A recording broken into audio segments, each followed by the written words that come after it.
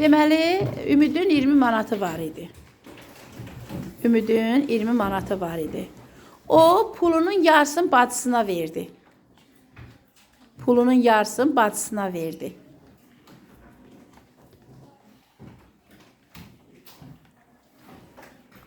Qalan pulunu isə 5 manatını pizza aldı. Qalan pulun 5 manatına da pizza aldı. Ümidin nə qədər pulu qaldı? Hesablayın görək.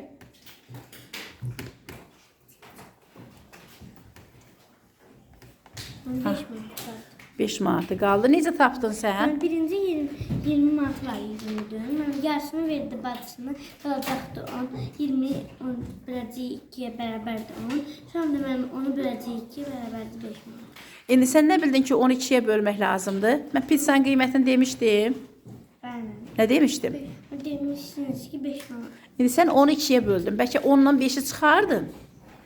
Çünki 10 manat idi. Düzdür, desəydim ki, qalan pulun yarısına pizza aldı, pizzanın qiymətini verməsəydim, bu üsul doğru olardı. Sən necə yazmısan? Hə, sizi görürəm, yerdə göstərirsiniz. Səbirli olun.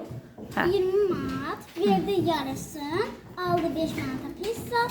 Belə tapacağım. 20 manat böl 2 bərabərdir 10.